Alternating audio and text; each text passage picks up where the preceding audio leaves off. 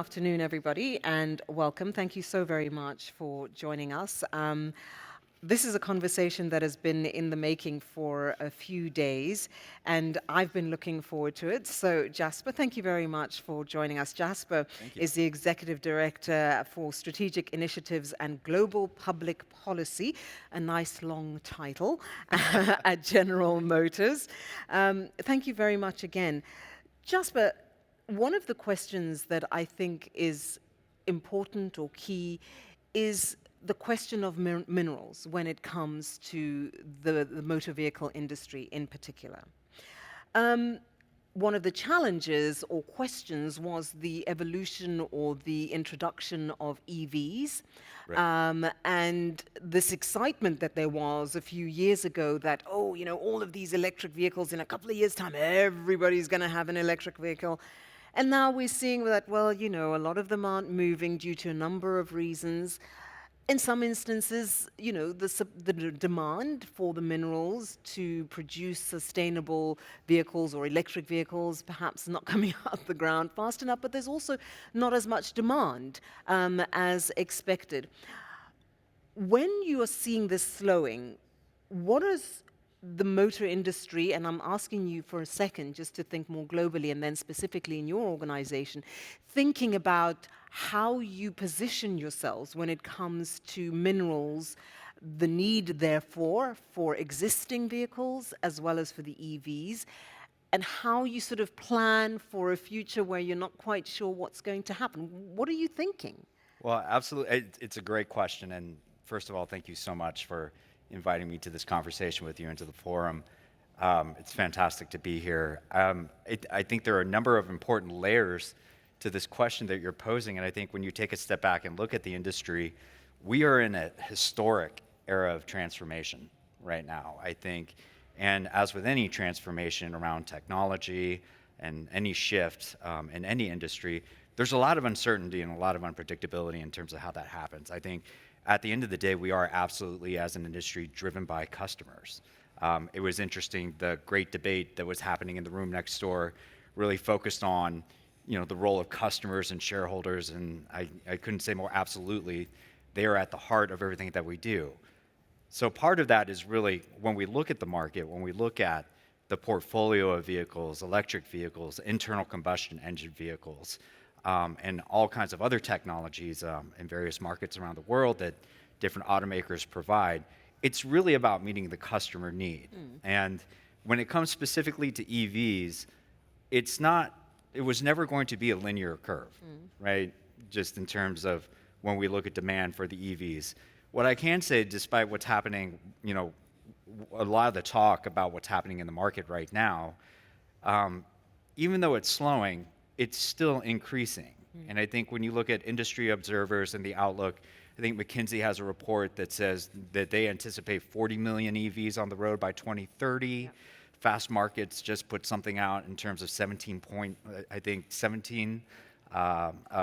million EVs on the road, I think in 2025, part of the car park in 2025. And you look at Benchmark and some of the, in Row Motion, there were banner years for EVs. And I think for GM in particular, we had a banner year of EV sales in 2024. We expect another strong year of sales for EVs in 2025. And we continue to balance that portfolio of EVs. We have the most number of EVs across a range of products. We balance that with our internal combustion engine vehicles because it really is all about the customer at the end of the day. And they will drive that market, I think, going forward. And we'll continue to see that trajectory going up, which is the case now, even though it appears to slow a bit in comparison to a few years. So let's talk a little bit about that sort of demand drive, which is what you're referring to, and the sense that the customer is also in a little bit of a flux because everybody's talking about renewables, about a future where we need to save energy. but their pocket doesn't necessarily allow at the moment. So there is also the requirement for these EVs to become a little bit more affordable, so more and more people are able to buy them. So in spite of this sort of trajectory, which is an upward trend at the moment, it's still not in the majority, and it's still not perhaps at the rate that people had thought it would be. Right. Tell us a little bit about how, one, what you're hearing more specifically from your customers in terms of GM, and secondly, how you are discussing the question of the mineral supply that you guys will be looking to need in terms of the production of the elements and components that you use for your vehicles. Yeah, absolutely. I mean, EVs, we need to drive the cost of the EV down, and at the heart of it is the battery. I think that's one of many factories, or not factories, but factors that customers really look at: cost, features, range, performance, quality, as they make any purchasing decision, whether it's an EV or any type of other vehicle. So we are confident in our ability to compete in that, but that's where the critical minerals really comes in. And I think we learned a lot in terms of supply chain disruption, but then also taking control of our own destiny, vertical integration, looking at critical minerals. What can we do for those inputs in order to bring those costs and those prices to a more competitive kind of place for the batteries to go into the EVs as well. So in this industry, there's no question that supply chain management is a huge issue. Absolutely. And securing supply chain, supply is equally critical to ensure that business is able to continue. What is your conversation that you're having in ensuring that some of those supply chain risks, which are inherent, are mitigated somewhat for yourselves? But generally, obviously, because you're part of a broader industry, we've been hearing for the past 2 days about this need for better cooperation, collaboration across the board. What is the conversation you're inputting into that space? Oh, absolutely. Collaboration is critical. And I think the conversation that we want to drive is: what role does policy have to play? What role do suppliers have to play?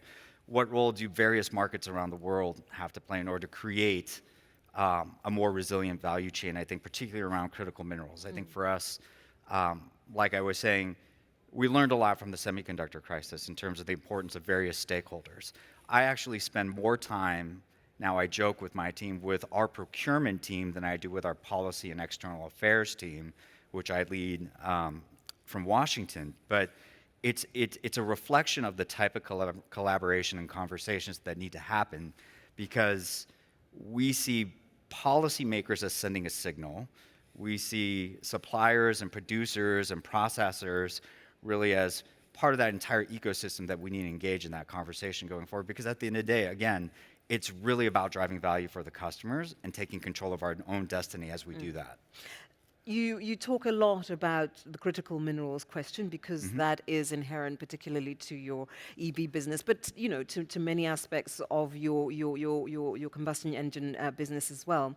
So if we are looking at the road forward and what that looks like, how are you ensuring that you, one, are responsive readily to what your customers want and need, number one, and secondly, to sort of the shifts which come, many of which currently are driven by geopolitics, that make it kind of difficult to do long enough forward planning. I mean, you're in charge of strategy. I'm sort of curious how far you think you're able to plan without feeling like you actually have no line of sight any longer. Well, it's a great internal debate, right, with all these new factors like geopolitics and all the various risks that we're trying to manage as we go and look at traditional market factors and product strategy when we go forward. Product life cycles take years, right? Probably not as long as a mine. And a lot of the operations that are upstream, but we have to do our best to place bets and make investments, right, going forward, which is why we have that confidence in both internal combustion engines and then also EVs going forward, right? But there's no secret recipe, there's no silver bullet, right, in terms of doing that. I think what you do is you try to create as much certainty as possible, right? Policy has a bit to do with that. The technology has a bit to do with that. Resources, supply availability as well. One thing that I'd like to get a sense from you, and it's not directly a minerals question, but I think it is related, is the skills question. A huge discussion within the mining industry at the moment is ensuring that there is sufficient talent coming into the industry. One, from an innovation perspective, making sure that there's innovative thinking. And, you know, some of us who are not 20 anymore, and I won't say who is and who isn't between the two of us, we aren't young anymore. So our lens is in a particular context. We don't think about, you know, the same way that 20, 25-year-olds are thinking about their today and their future. How are you shoring up your business, if I can put it that way, in terms of making sure that you're getting the right talent from your motor industry side, but also from a mineral side, because you are going to be reliant so heavily on that space. You can't wait until 10 years down the line and say, oh yeah, you know, we need somebody on board who can help us manage this and keep the right lens on it. No, absolutely. The workforce gap the human capital gap is an absolute challenge, I think, for automotive. And it's been interesting in our partnerships and investments when we talk to our partners in the mining industry, in this entire value chain, they share some of the same concerns. So we look at ways to, how do we work with universities? How do we, you know, buck the trend where these schools of mines have less and less people being attracted to the sector? But I mean, it's definitely a challenge, and it's a completely different skill set than what we're looking for in automotive as well, right? I mean, these are very technical, very specialized things. Okay, so how are you answering that question? Yeah, well, it's fair. I wish there was an answer in terms of kind of what the program would look like, what the project would look like, but I think it goes back to your point on collaboration. We're discovering new challenges as well as new opportunities that we need to address, and we need to address together. Maybe this is something we can come back and talk about next year in terms of, you know, some programs. Was that a hint? You want to come back next year? Jasper's dropping hints. We'll see. It's been quite the experience this year. Yeah, it certainly is. And I think for me, who sort of is stepping in from outside of the mining sector, it's certainly been an eye-opener. When I think to a couple of years back versus now, how there is a deliberate effort at looking at how this industry touches all our lives. You know, the assumption that everybody makes is we're talking about mobile phones, or we're talking about aluminium, or we're talking about gold and so on. But it's so much more than that now, right? It's touching literally every aspect of our lives, and we're understanding it better all the time. So when we're looking at collaboration, how are you rethinking how you do business, broadly speaking, in order to, one, encompass that collaboration, but also to look at how you are attracting and maintaining the skills that you'll need in the slightly longer term? Yeah, no, it's an interesting question, and it builds off of the opening theme around collective impact, right? And I think for us, it's unique and strange bedfellows, people that we would not typically engage with before. It's engaging on different topics and with different partners. There's think tanks here, there's academics here, in spaces that we had never really kind of traditionally played in before. So, I mean, it's really kind of taking that theme of collective impact, but applying it more broadly, right? And then having conversations and a lot of discovery along the way. Without putting you too much on the spot and getting you in trouble with your team, for all of us, there is something about the work that we do in our jobs that gets us excited, that makes us go, yes, I want to do that. You have, you know, a long title, which means a big portfolio in terms of the areas that you touch. Which part of that, in the context of this conversation, gets you excited to say, oh yes, this, if we can get this right, this is a potential game changer?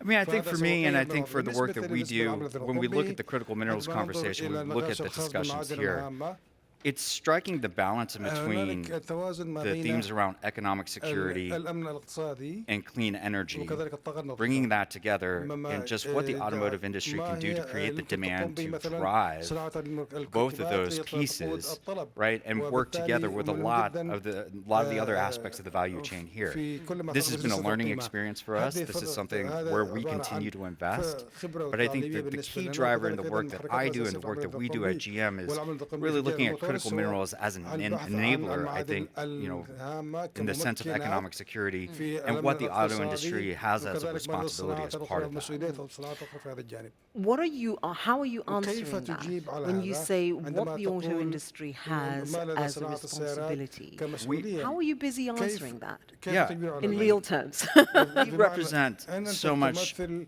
of the industry العديد investment, من jobs, الاستثمارات GDP going في forward, هذه right? الصناعة. And I think وبالتالي أعتقد we أن have a لدينا responsibility to our مسؤولية customers, to our للعمل employees, تجاه to عملائنا our تجاه stakeholders, أصحاب shareholders, to المصلحة really وحملة ensure that الأسهم أو investing المساهمين in our supply chain to لنأخذ من avoid الاستثمار disruption, في سلسلة to الإمداد mitigate the لتفادي geopolitical أي sustainability, انقطاع concentration risk, وضمان you name it, all these الاستقرار factors, That's a lot. الجغرافي right? الجيوسياسي. We have that لدينا responsibility تلك to المسؤولية remain profitable, to لكي نبقى remain مربحين sustainable, ومستديمين right? In order to keep those حتى jobs, نبقي هذه strengthen the industry, الوظائف and في strengthen هذا our الصناعة competitiveness and success وكي going ننجح في forward, هذا because الجانب. that is a إذن big part of لأن the هذا economies هو جزء all around أساسي the من world. الاقتصاد I think when we look back والجارة about على 20 or ننظر 30 إلى years and we 20 و 30 take that سنة in مضت the ونأخذ lens of ذلك ESG في عدسة being such a driver in مجال the boardroom and الحوكمة therefore trickling down والمجتمع to business and والبيئة operations in والقيام general, بالأعمال it بصورة really عامة has changed the لتغير هذا considerations that الأمر people have بكثير to في اعتبارات make الناس when they are either looking at the عندما ينظرون financing, when إلى they're الجانب looking at التمويلي new أو opportunities, الفرص and الجديدة generally looking at how وأيضاً they عندما run ينظر their كيف businesses in يديرون terms of the أعمالهم human فيما capital يتعلق within their businesses برأس المال and في the impact أعمالهم that they وكيف have التأثير outside. And I'm لديهم not talking about خارج. their لا أتحدث customers, هنا I'm عن talking about عملائنا، generally أتحدث speaking. عن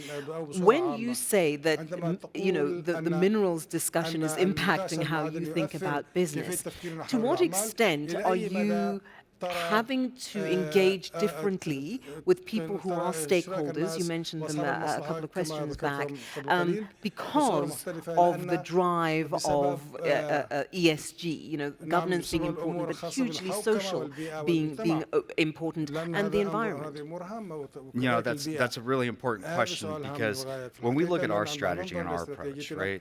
ومقارباتنا Sustainability, فإن both from an environmental الاستدامة and a social من responsibility منظور standpoint, البيئة is a ومنظور key السلوك factor. We are الاجتماعي not going عامل to أساسي. trade a لن concentration لن risk, نركز في right? فقط على Or مسألة another type of risk نعم for a مخاطر sustainability risk. So مخاطر الاستدامة. ESG initiatives are المبادرة absolutely الخاصة baked into بالبيئة والمجتمع every مهمة discussion جدا that we have والحكمة around this. And I مهمة think جدا في نقاش we're very يدور selective, we're very patient ولا in نذكر terms of نحن the types الصبور of فيما projects that يتعلق we ببعض look at الشيء around the التي ننظر world. إليها في رجال What is العالم it doing to أو actually نأخذها create باعتبار meaningful economic development in وكذلك local communities? فرض أحداث What is it وتنمية doing in terms of اقتصادية حتمية impacting communities in terms of resource intensity, affluence, and how are we creating these projects in a responsible way? Because we want to be able to drive that. We don't want to be in a situation where that becomes a risk, where we're trading one for another.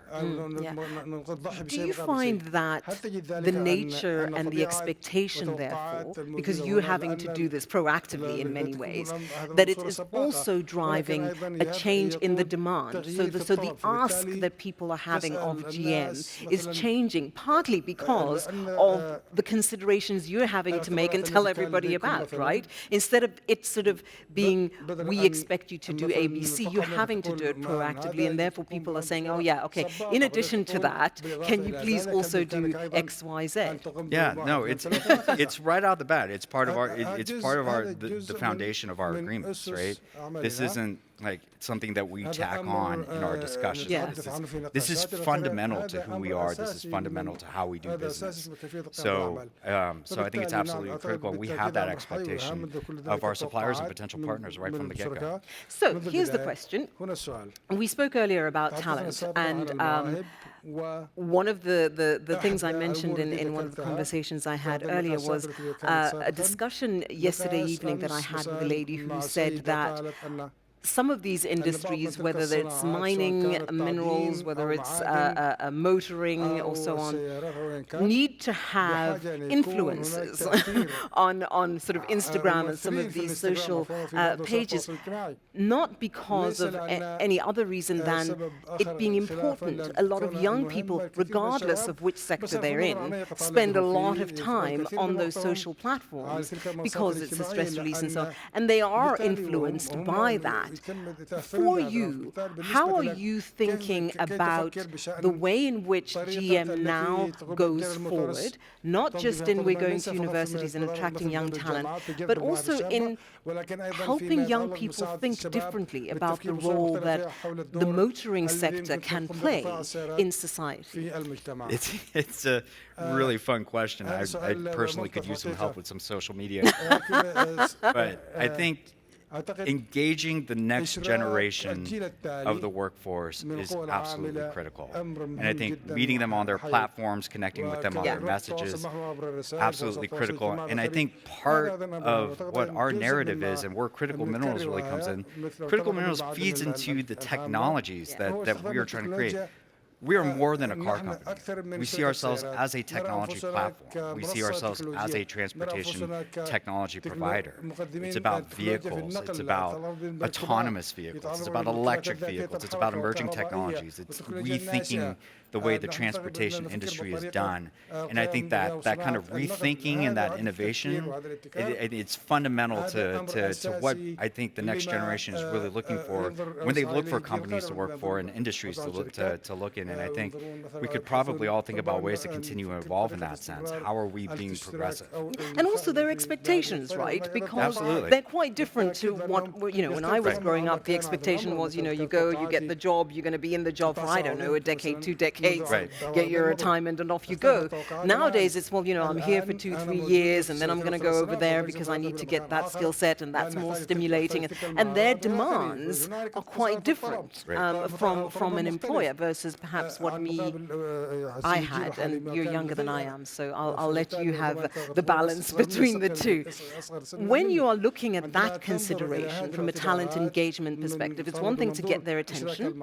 Now you need to get them in and keep them in and keep them interested. Yeah, talent retention, absolutely important. I think when you look at where we are looking, technology industry, other industries that aren't traditionally automotive, as we try to recruit that talent, both new talent that we're trying to develop, but then also technical expertise in various areas. It's really interesting to watch how dynamic. It's part of that transformation that I was talking about. The automotive industry is really rethinking not just what services and products that we provide, but who we are as well.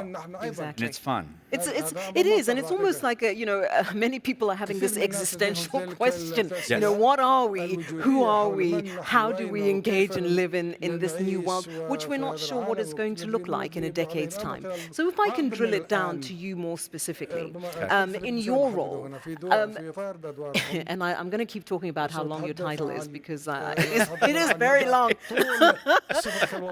But you know, when you have this long title, which suggests a lot of responsibility, especially in strategic thinking, it means that you kind of have to have that long view about where do we actually want to be in 10 years' time.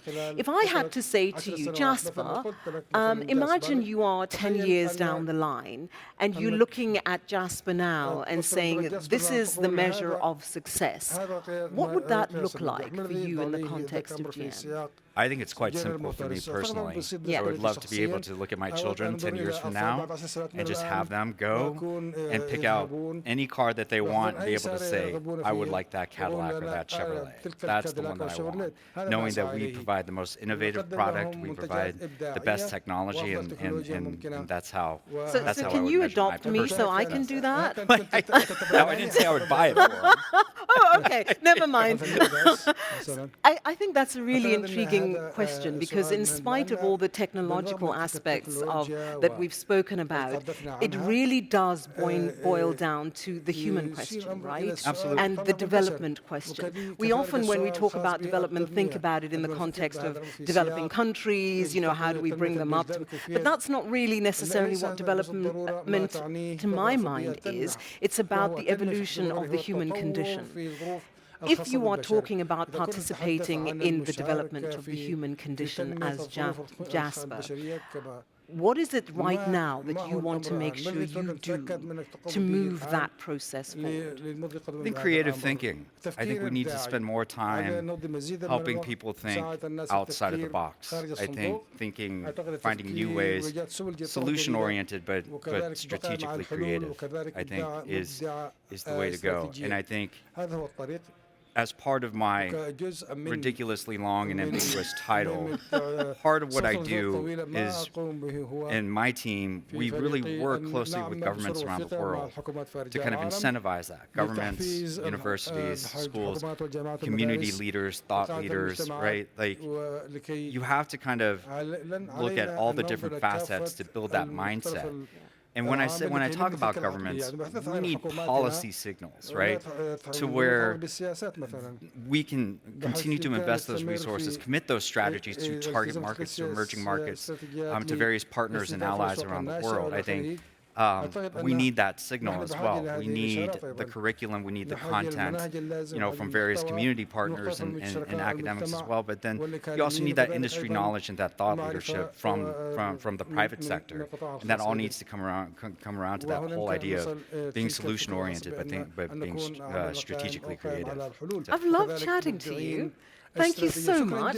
Thank you for allowing me to sort of lead you down the proverbial garden path a little bit.